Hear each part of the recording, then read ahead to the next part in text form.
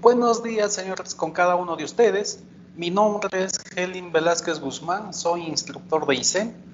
Hoy vamos a tener el curso de prevención de accidentes por gaseamiento, esto en cumplimiento al anexo 6 del Reglamento de Seguridad y Salud Ocupacional en minería. Este curso está relacionado a lo que indica el artículo 75, el curso de ventilación de minas. Este curso está dividido en 5 secciones. En la primera parte vamos a ver estadísticas, 2, respiración humana, 3, gases en mina, 4, ventilación de minas subterráneas y finalmente en la sección 5 vamos a ver el uso del autorrescatador. Iniciemos. El objetivo de este curso permite dar a conocer los peligros latentes en una operación minera debido a la presencia de ciertos gases. El trabajador debe conocer y cumplir los procedimientos para la realización de su trabajo de una manera segura. Estadísticas. Estamos visualizando los accidentes mortales que se han dado desde el año 2007 hasta el año 2020. Esto implica todos los tipos de accidentes. Algo importante en estas estadísticas es que podemos ver de que hay una tendencia a la reducción de accidentes mortales. Cada año hay menos accidentes mortales. ¿A qué se debe? Pues algo estamos haciendo bien, ¿no? Estamos cumpliendo con nuestro sistema de gestión de seguridad y salud ocupacional, realizamos el IPRC correctamente, cumplimos con las herramientas de gestión, pues está funcionando, ¿no? Nuestro sistema de gestión. Entonces, a cada uno de ustedes, solamente pedirles el compromiso con querer hacer seguridad. El año 2020 se tuvieron 19 accidentes mortales, 19 personas que perdieron la vida.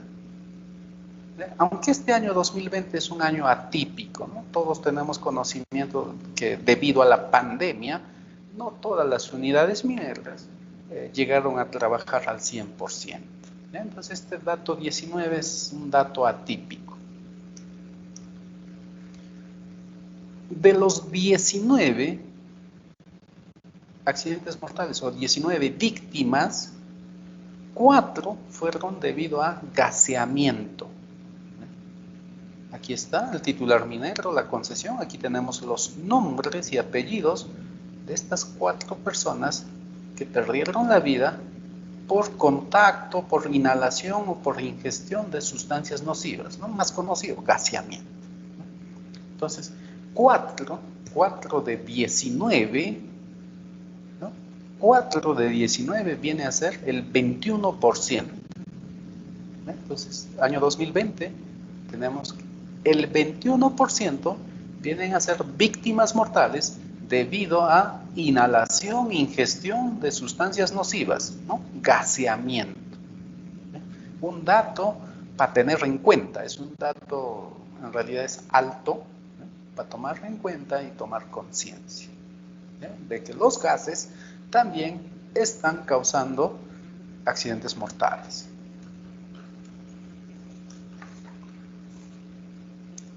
2. Respiración humana.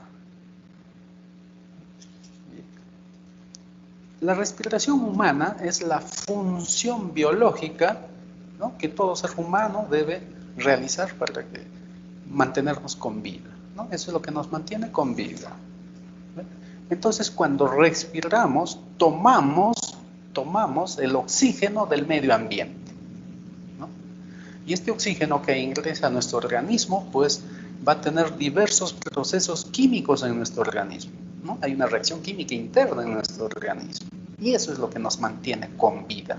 Entonces, este oxígeno importante, de vital importancia para la vida del ser humano.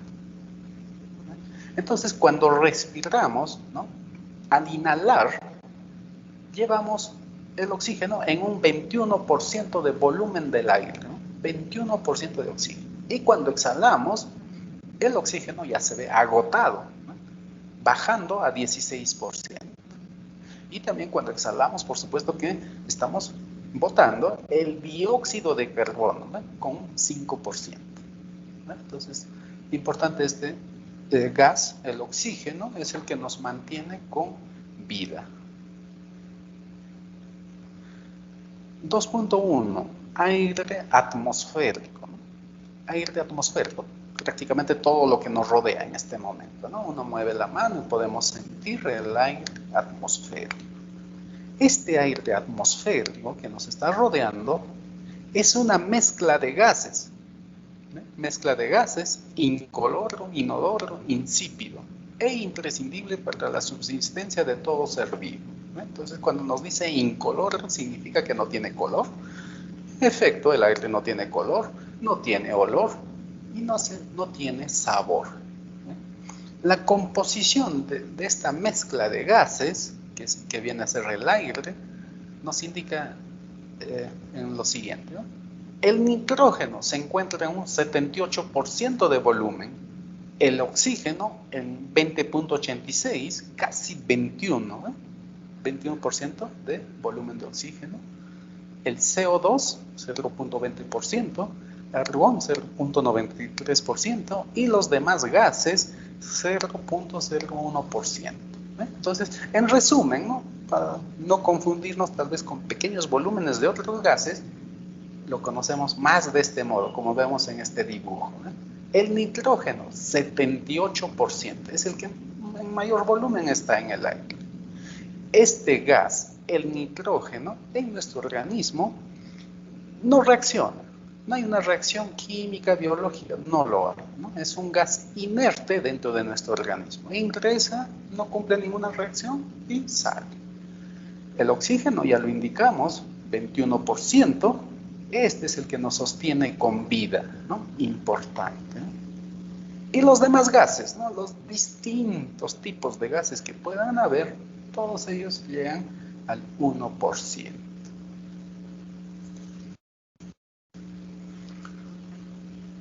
Aire en interior mina. En una mina subterránea, generalmente el aire atmosférico es introducido por medio de ventiladores. Llevamos un aire fresco. Pero dentro de una mina, ¿no? hay una gran fuerza laboral, estoy hablando de los trabajadores. Hay equipos, ¿no? Equipos diésel, ¿no? Scoops, jumbos, damper. En una mina realizamos voladuras. En una mina hay presencia de polvos. Entonces, el gas o el aire fresco que introducimos va perdiendo el oxígeno, reaccionando con los equipos diésel, con la voladura, con la exhalación del ser humano. Entonces se van formando ciertos gases, ¿no? Estos gases, por ejemplo, el monóxido de carbono, el dióxido de carbono, gases nitrosos y demás tipos de gases. A todo ello le llamamos el aire viciado.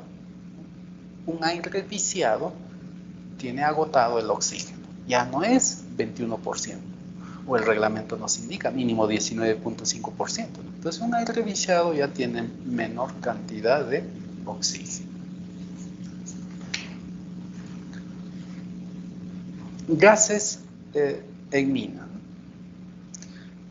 Sección 3. Gases en mina.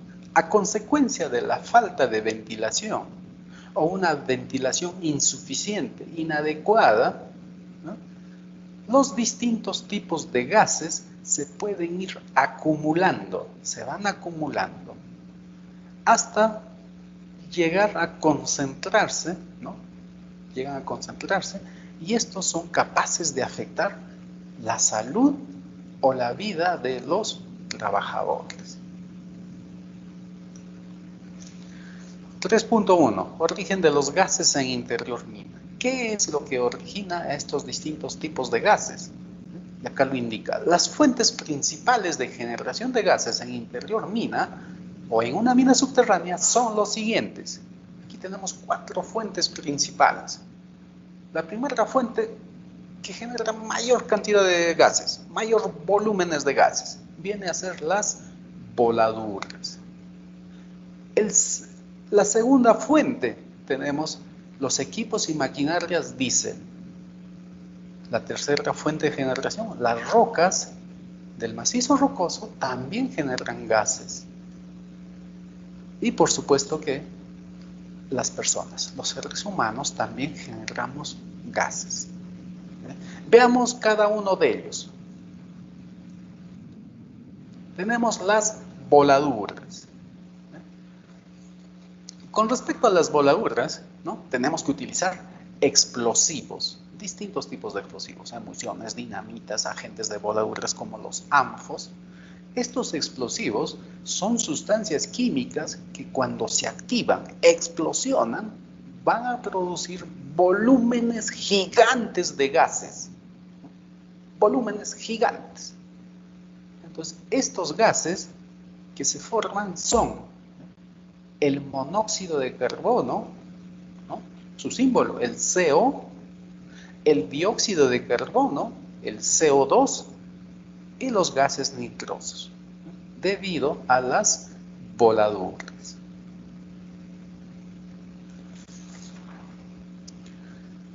B. Otro generador de gases. Vienen a ser los equipos y maquinarias diésel. Los equipos de combustión interna se refiere a todo equipo que lleva un motor diésel.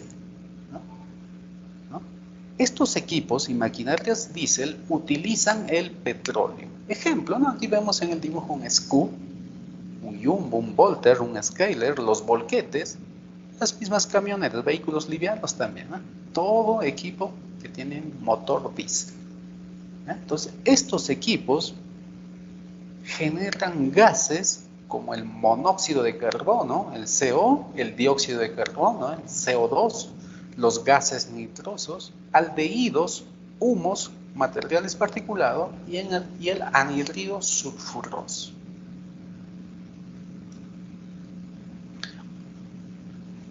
La tercera fuente de origen de gases tenemos a las rocas. ¿Qué nos indica? Dice, se define como gases de roca aquellos que se encuentran en forma natural dentro de la estructura rocosa del yacimiento y que al entrar en contacto con las labores mineras pueden generar concentraciones peligrosas que pueden gasear a un trabajador. Entonces nos indica de que en el macizo rocoso, ¿no?, se generan también gases, existen gases naturales. Y esto generalmente se va a dar en rocas sedimentarias, ¿no? Y en la zona centro del país, ¿no?, donde está nuestra unidad bueno, hay presencia de gases, de rocas sedimentarias, ¿no? Por ejemplo, tenemos las calizas, las pizarras, las areniscas, ¿no? Entonces, en este tipo de rocas sedimentarias, en los estratos, en las discontinuidades, podemos encontrar gases, pudiendo ser estos gases como lo indica aquí, ¿no? Tenemos el dióxido de carbono, el CO2, el nitrógeno, el ácido sulfídrico, ¿no?, anhídrido sulfuroso, ¿no? También se encuentra entonces en el macizo rocoso.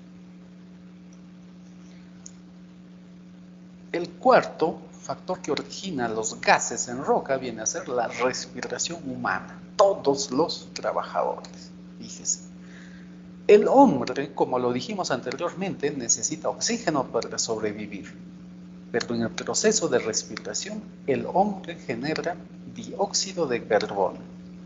Entonces, decíamos hace un momento que necesitamos respirar porque es una función biológica. Entonces, cuando inhalamos, vemos acá en la imagen, inhalamos, estamos llevando oxígeno con un 21% en volumen. Oxígeno, 21%. El CO2 es bajísimo en realidad en el medio ambiente, fíjense, 0.03%. Entonces, este oxígeno que ingresa a los pulmones, llega a los alvéolos, luego la sangre, la hemoglobina lleva, ¿no?, a todo nuestro organismo, a los tejidos, las células. Luego se va reaccionando, ¿no?, y cuando exhalamos, ese oxígeno ya sale agotado, ¿no? ya sale con el aire que exhalamos, sale con oxígeno 16% en volumen. Ingresó con 21%, pero ya lo botamos con 16%, bajo. Lo que sí aumenta es el CO2, 5%. Entonces la respiración humana también genera el CO2, nosotros, las personas. Entonces, en una unidad minera, a mayor cantidad de trabajadores, vamos a producir mayor cantidad de CO2. También esto está relacionado a la actividad, ¿no? A mayor actividad, mayor CO2 producido. 3.2. Clasificación de los gases en mina.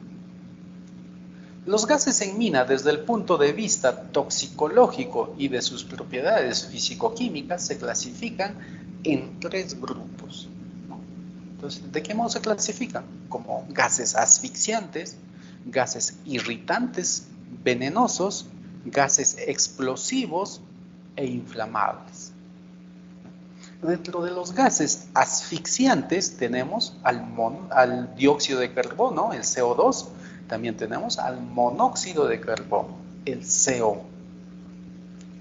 Entonces, estos gases, dice, bloquean el proceso de intercambio de oxígeno entre la sangre y los tejidos, sin interferir el proceso normal de la respiración. Entonces, podemos respirar, sí, pero van a bloquear a nivel de la sangre, a nivel de la hemoglobina hacia los tejidos, hacia las células. Por ejemplo, hablemos de este gas, el monóxido, hay que tener especial cuidado con este monóxido.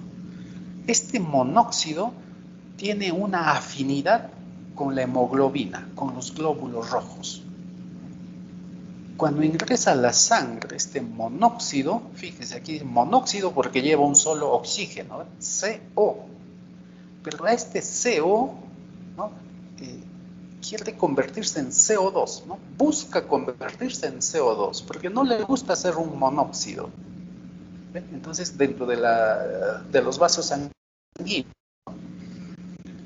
va a coger un oxígeno que está llevando la hemoglobina. El oxígeno que lleva las hemoglobinas lo coge y se convierte en CO2.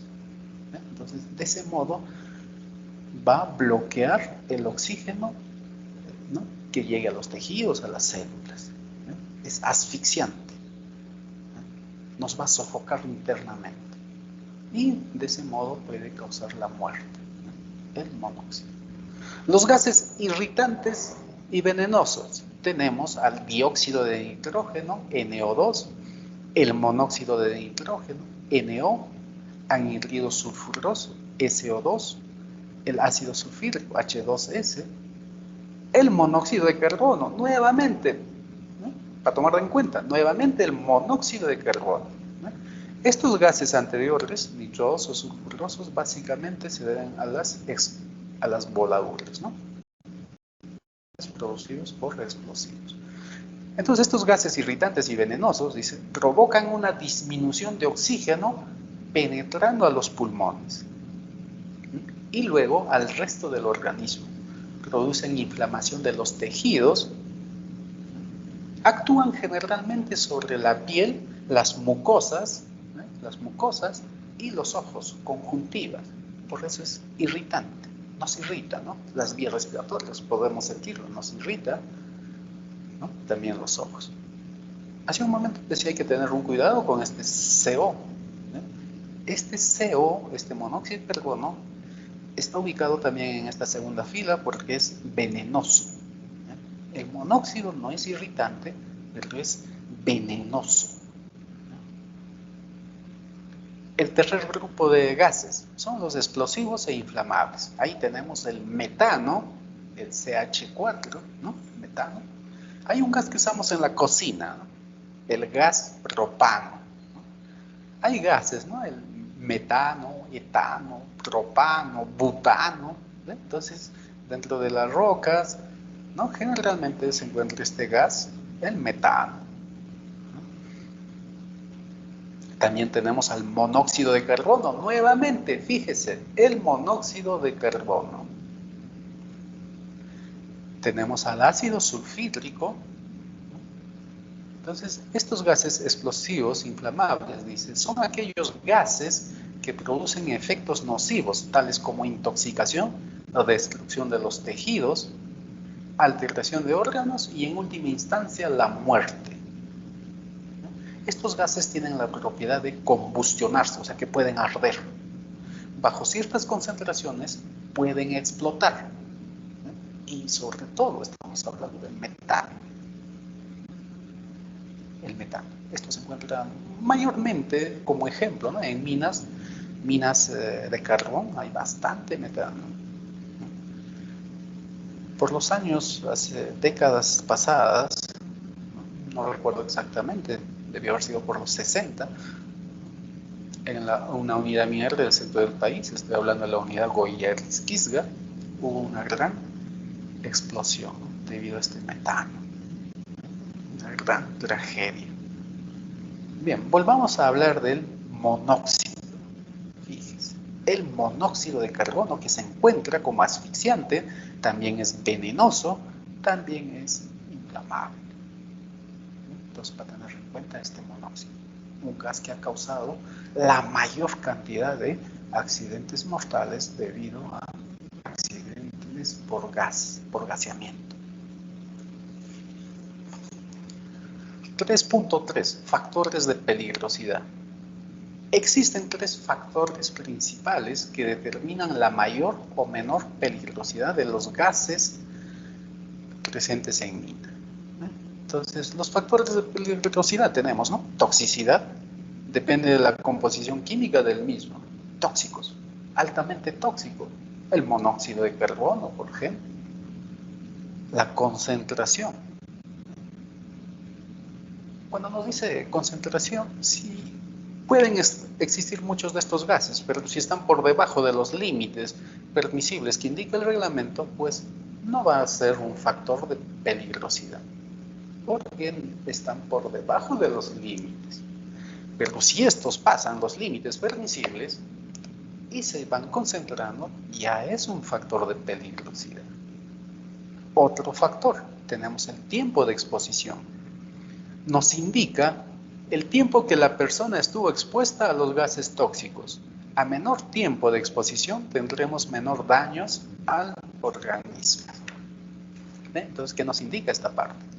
De que si usted se expone a un gas, ¿no?, dentro de mina, pero se ha expuesto muy poco tiempo, ¿no?, y salió, el daño va a ser muy mínimo, ¿no? Entonces, el factor es el tiempo de exposición. A mayor tiempo, pues nos puede provocar la muerte.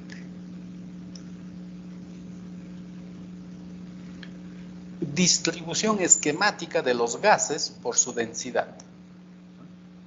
Bien, hagamos un ejemplo. Estamos en una labor, en una rampa, en una galería.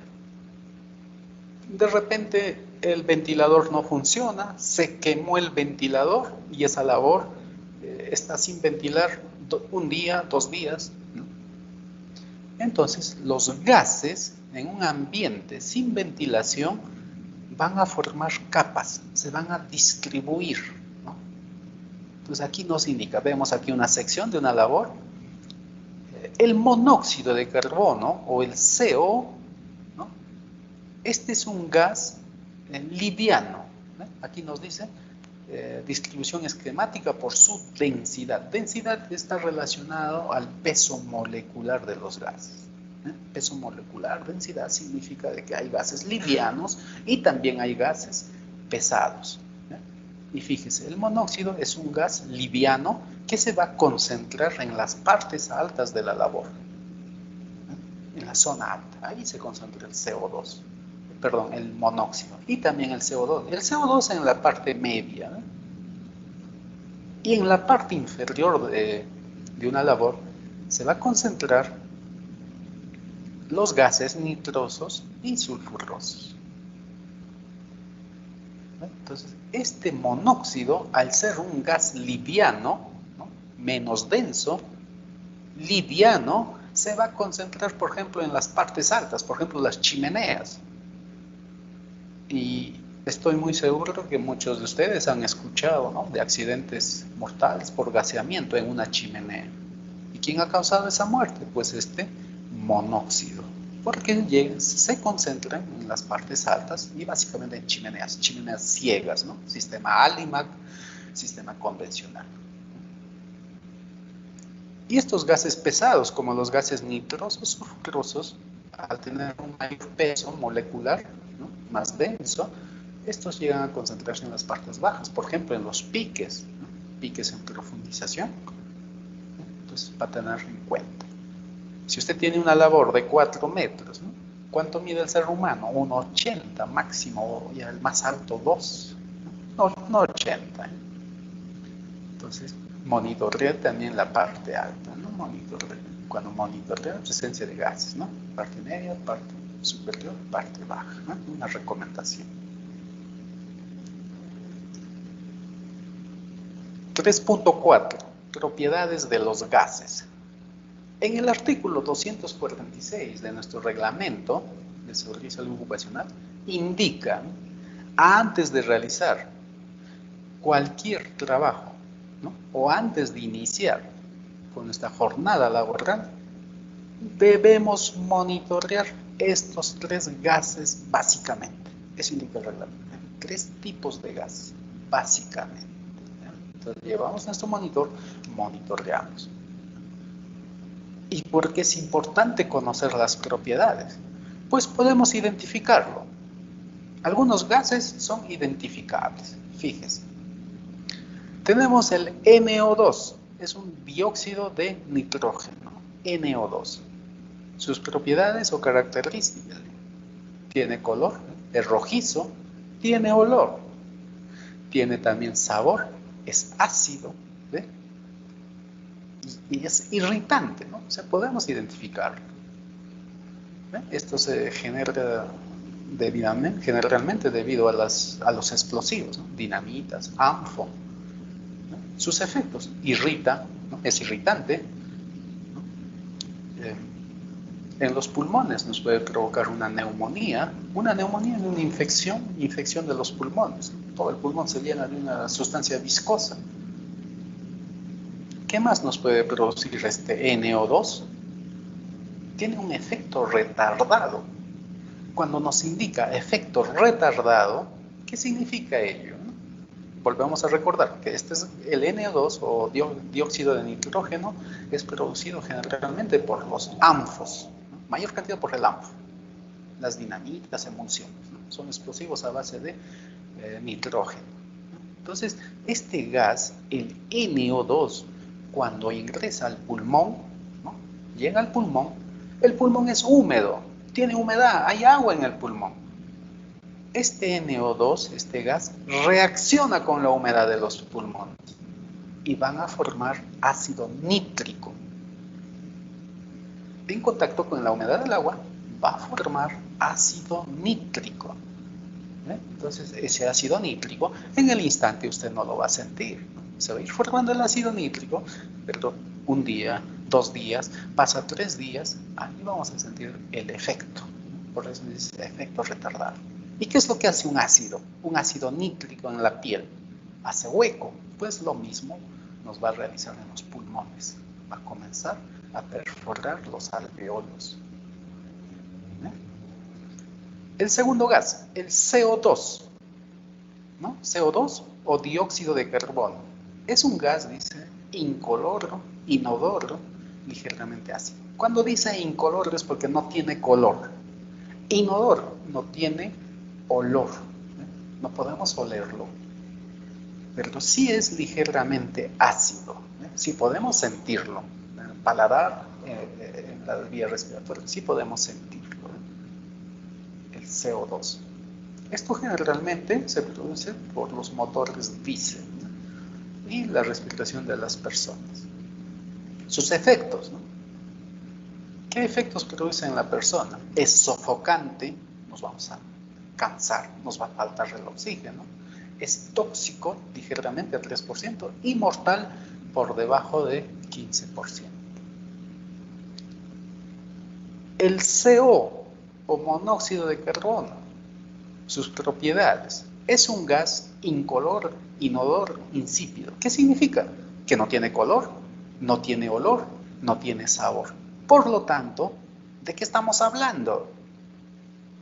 Estamos hablando de un peligro oculto, pues no podemos identificarlo con nuestros 5 sentidos. No tiene color, no tiene olor, no tiene sabor. Fíjese, el monóxido. Entonces, ¿cómo lo detectamos?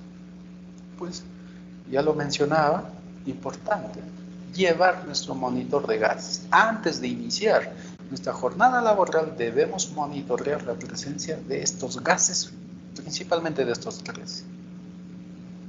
Entonces este monóxido es producido por los equipos y maquinarias, ¿no?, que tienen motores diésel. Aquí sus efectos, dice, extremadamente venenoso, a una concentración de 0.2%, que en realidad es bajo, pero ya es altamente venenoso. Algunos deben recordar décadas pasadas, nuestros mineros de décadas pasadas, ellos lo conocían como gas durmiente. El gas durmiente. Este gas, el monóxido de carbono, es el mayor causante de los accidentes mortales por gaseamiento. Las estadísticas indican de que el 90% de los accidentes debido a gaseamiento se deben a este gas, al monóxido. Este es el que ha causado la mayor cantidad de muertes, para tomar en cuenta. 3.5. Efectos fisiológicos del oxígeno y del monóxido de carbono. Vamos a ver estos dos tipos de gas. El primer gas, el oxígeno, importante porque nos sostiene con vida. Todas las personas y todos los seres vivos, animales y vegetales, animales, ¿no?, animales y personas, pues necesitamos del oxígeno, ¿no?, importante. ¿Ya? Vamos a ver cuáles son los efectos de la deficiencia de este oxígeno. ¿Ya? Y en la siguiente página vamos a ver el monóxido de carbono. Los efectos por deficiencia del oxígeno. El oxígeno en el ambiente, en la atmósfera, se encuentra en una concentración de 21% en volumen, ¿no? Es normal. Entonces, ¿cuál es el efecto? Ninguno. Estamos en un estado normal, podemos trabajar tranquilamente. En el reglamento de seguridad y salud ocupacional nos indica, ¿no?, que el volumen de oxígeno dentro de una unidad minera subterránea debe ser mínimo 19.5%.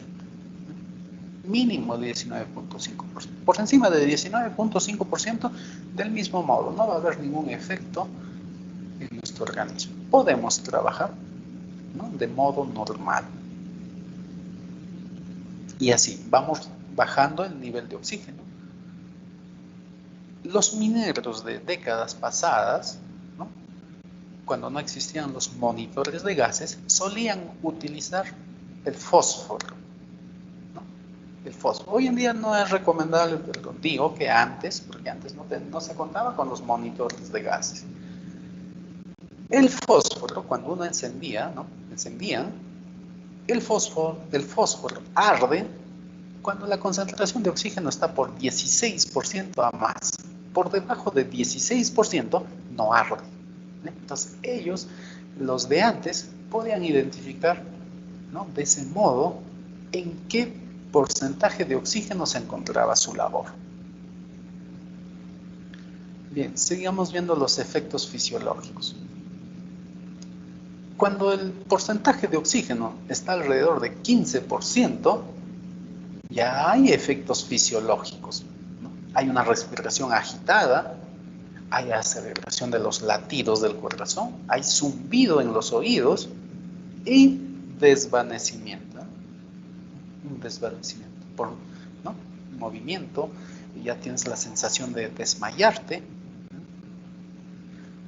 Cuando el nivel de oxígeno está a 12% o debajo de 12%, dice, la pérdida del conocimiento vendrá cuando el contenido de oxígeno baja del 12%. Altamente peligroso. Es aquí donde perdemos la conciencia y esto nos puede conllevar a la muerte. Nos conlleva a la muerte. Nadie nos auxilia, nadie nos saca, entonces es muerte fija por falta de oxígeno. Veamos los efectos del monóxido de carbono, el CO. Los efectos del CO en el organismo humano a una concentración de 0.1%. Estamos hablando de un porcentaje bajísimo, una concentración bajísima, 0.1%, para el ejemplo. Si esta concentración es mayor, los tiempos van a ser menor.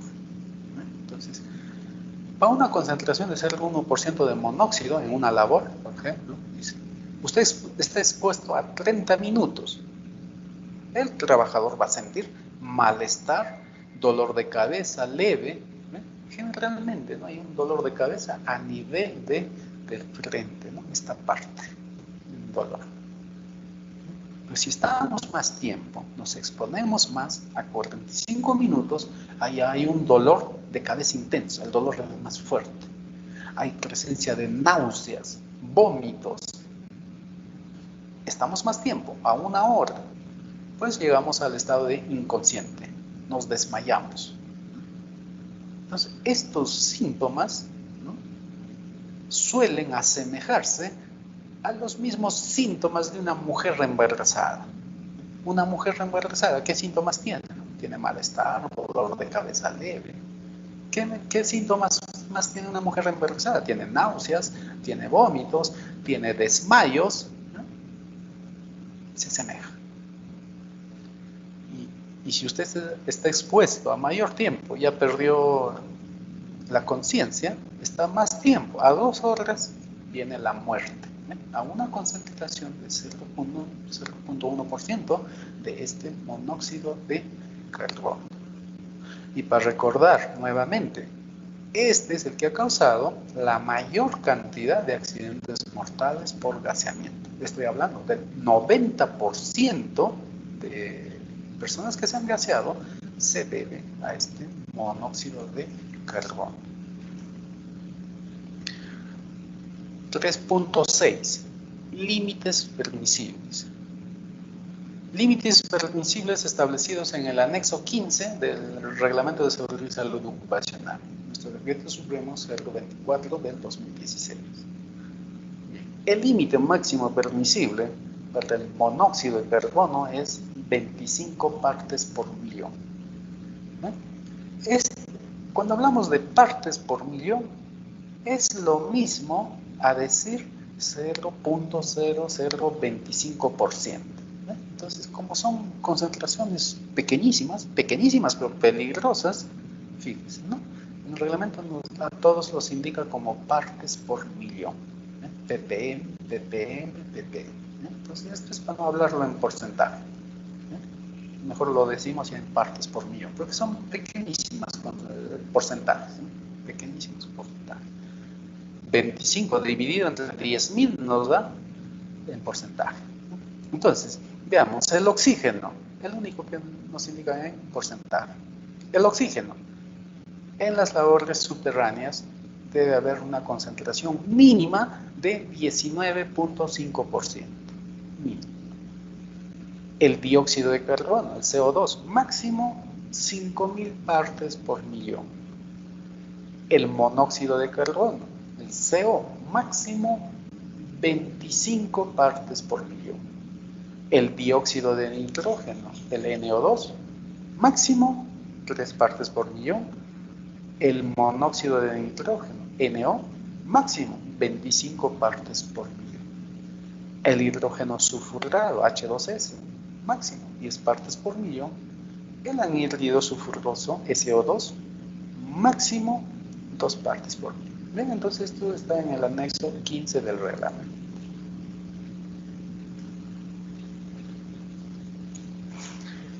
Cuatro, ventilación de mina.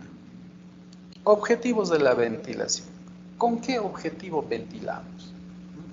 Lo indica aquí.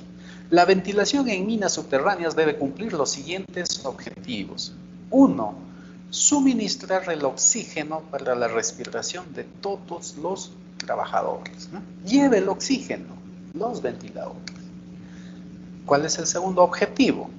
Proporcionar el volumen de aire para los equipos diésel en las instalaciones subterráneas. Cuando nos habla de equipos diésel, ¿no? Equipos, maquinaria diésel que tienen su motor de combustión interna, pues necesitan también oxígeno para poder combustionar. Entonces, el segundo objetivo, ¿no? Llevar oxígeno para esos motores diésel. Tercer objetivo, evitar la formación de mezclas explosivas. ¿No? Los diluye, ¿no? Los limpia, ¿no? Los ventila. 4. Diluir y extraer los gases tóxicos y polvo en suspensión, ¿no? Ese es otro objetivo, ¿no? Limpiar, ventilar, evacuar todos los gases, los polvos ahí que están en suspensión. El quinto objetivo de la ventilación, reducir la temperatura en las labores. Entonces, esto con la finalidad de brindar un ambiente adecuado, ¿no? Termoambiental, ¿no? Temperatura de confort. Las labores no tienen que hacer, digamos, mucho calor, las temperaturas elevadas. Entonces, 5 objetivos básicamente con respecto a ventilación en minas subterráneas.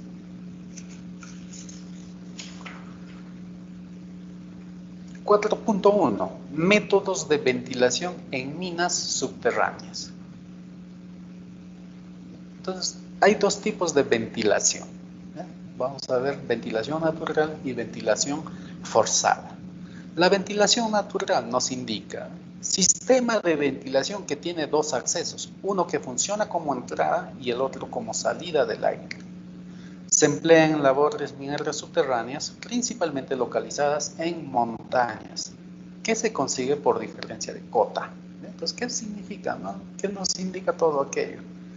De que en minas hay ciertas unidades mineras pues, que tienen, dicen montañas, lo indica acá, ¿no? En mina conocemos como encampanes, ¿no?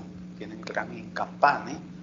Por lo tanto, si hacemos un crucero, una chimenea, va a haber una diferencia de desniveles, ¿no? Aquí lo indica cota.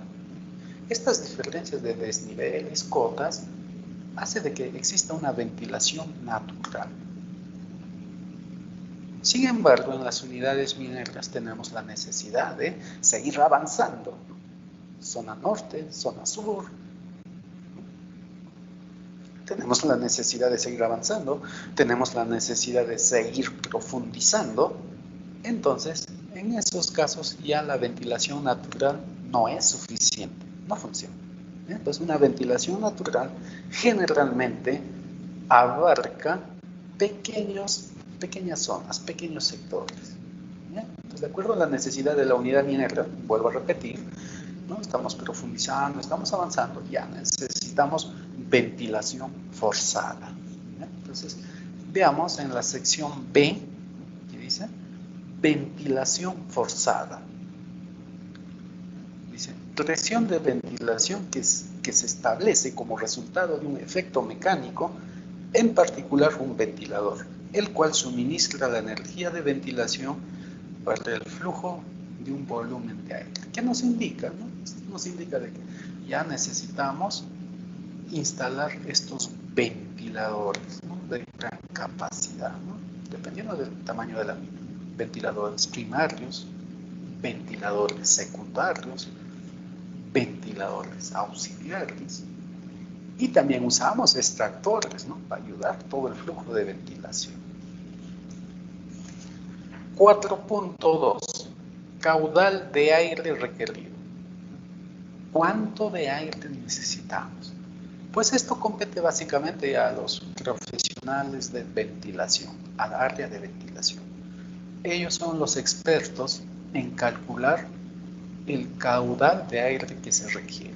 Y en el reglamento lo menciona en el anexo 38. ¿No? Entonces aquí indica, la demanda de aire de la mina debe ser la cantidad de aire requerida por los trabajadores. ¿No? ¿Cuánto de aire necesitan todos los trabajadores? Para mantener una temperatura de confort. También mantener la temperatura de confort. ¿Qué más? Dice. Y para que puedan operar los equipos diésel. Algo más, también para diluir todos esos gases que se generan. Entonces, En el anexo 38 indica paso a paso cómo se calcula. ¿Ya? Y esto ya compete, vuelvo a indicar, a los especialistas de ventilación. ¿Qué más nos indica? En el artículo 248 indica: en ningún caso la velocidad de aire será menor de 20 metros por minuto ni superior a 250 metros por minuto en las labores, ¿no?, incluido el desarrollo, preparación y en todo lugar donde haya personal trabajando. Entonces, cuando vienen los auditores, fiscalizadores de Ocinermin, por ejemplo, ¿no?, ellos vienen con estos equipos y miden la velocidad del aire, ¿no? Entonces, una labor no debe ser menos de 20 metros. ¿Qué pasa si es menos de 20? Pues no está diluyendo bien, no está sacando rápidamente el aire viciado. ¿Y qué pasa si es mayor de 250 metros la velocidad? Fíjese, es muy alto, ¿no? Mayor de 250 metros por minuto, ¿eh? Es una velocidad la mayor, ¿no? Máximo 250. ¿Qué pasa si es mayor? Pues en esa labor un trabajador ya no es una temperatura de confort, ¿no? Ya está en riesgo de congelamiento, hace mucho frío, ¿no? Porque a mayor velocidad del aire, pues la temperatura desciende. ¿Qué más nos indica? En minas subterráneas donde se emplean ANFO, este agente de voladura a base de nitrato de amonio, el ANFO, ¿no?, dice: la velocidad del aire no debe ser menor a 25 metros por minuto, ¿no? Entonces, para tomar en cuenta. Bien, aquí vemos en la imagen algunos instrumentos de medición de velocidad de aire. Tenemos la paleta, que es un instrumento analógico. Tenemos el instrumento digital, el tubo de humo, ¿no?, con el cual vemos hacia dónde va la dirección del flujo de aire. 5. Uso del autorrescatador. Los autorrescatadores son utilizados por los trabajadores solo en casos de emergencia que pongan en riesgo inminente su vida. ¿Ven? Entonces, cuando hablamos del autorrescatador, estamos hablando de un tipo de respirador especial. El autorrescatador es un tipo de respirador, entonces, el cual debe ser utilizado solamente en casos de emergencia. ¿Y qué emergencias se pueden dar en una mina subterránea? Por ejemplo, grandes explosiones, explosiones de un polvorín, ¿no?, incendios dentro de mina, o usted se ve sorprendido por un gran colchón de humos, vapores, donde no hay oxígeno, ¿no? Solamente en casos de emergencia, donde hay peligro inminente, ¿no? Uno se da cuenta, ¿no?, me falta el oxígeno, esto es un peligro inminente, ¿no? Entonces, solamente en esos casos se usa este autorrescatador. En el mercado existen distintos tipos, distintos modelos, ¿no? Hay muchos fabricantes, ¿no? Entonces, estos autorrescatadores en su interior llevan catalizadores, llevan agentes generadores de oxígeno, ¿no?, distintas marcas, ¿no? Hay que ver su manual técnico. Entonces, cuando digo catalizadores, es que reducen la cantidad de monóxido, ¿no?, de ese gas tan venenoso. El monóxido lo convierte en CO2, ¿no?, y lo vuelve menos dañino a ese aire. Cuando digo que tienen agentes generador de oxígeno, pues también tienen ciertas sales de potasio que reaccionan con el monóxido y van a generar oxígeno. Entonces, aquí vemos un resumen del procedimiento de cómo se usan estos autorrescatadores, ¿no? Si usted se encuentra en un peligro inminente, ¿no?, en una emergencia dentro de una mina, no hay oxígeno, entonces, ¿qué hacemos? En primer lugar, rompe el seguro de ese autorrescatador, ¿no? 1, rompemos el seguro. 2, sacamos este respirador especial, sacamos, y aquí lo vemos en esta imagen 3. Este respirador especial tiene un dispositivo bucal. Entonces, todo este dispositivo bucal introduzca en su boca, muerda y selle con sus labios. También tiene un dispositivo nasal, unas pinzas o ganchos nasales, los cuales van a presionar las fosas nasales, ¿no? Como vemos en la imagen.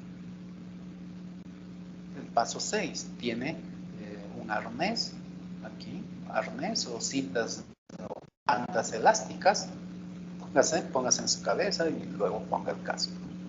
Entonces en el reglamento nos indica de que nos debe brindar mínimo 30 minutos de toda esta reacción química interna, ¿no?, de estos autorrescatadores, ¿no? Pues usted tiene 30 minutos para salir.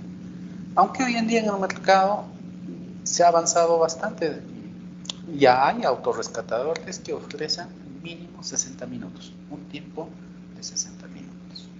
Pero el reglamento indica mínimo 30 minutos. Algunas recomendaciones con respecto al uso de los autorrescatadores. Antes de darle uso efectivo, exhale fuertemente a través de la boquilla. Exhalamos. 2. La respiración con el dispositivo será difícil. Se recomienda que trate de no agitarse. Entonces, cuando nos dice la respiración va a ser difícil, es porque en su interior hay una reacción química, debido a los catalizadores, los agentes generadores de oxígeno, ¿no? Va a haber una reacción química y esa reacción química va a generar calor. Va a generar calor. Y usted va a sentir que le quema la garganta. Entonces, no se asuste, ¿no? No se asuste si siente que le va a quemar la lengua, la garganta, básicamente, ¿no? No se asuste. La temperatura va a llegar a unos 60, 65 grados centígrados. Entonces, usted tiene que mantener la calma. Si no logra sacar el protector externo, puede usarlo sin ningún problema, pero sosténgalo con la mano cubierta. Entonces, si en algún momento se llega a trabar, puede usarlo de este modo también. Pero es menos probable que se dé, ¿no? Pero por si acaso, la recomendación ahí está. Este equipo puede salvar tu vida. Cuídalo. Muy bien, señores, hemos llegado al final de este curso. Hasta la próxima.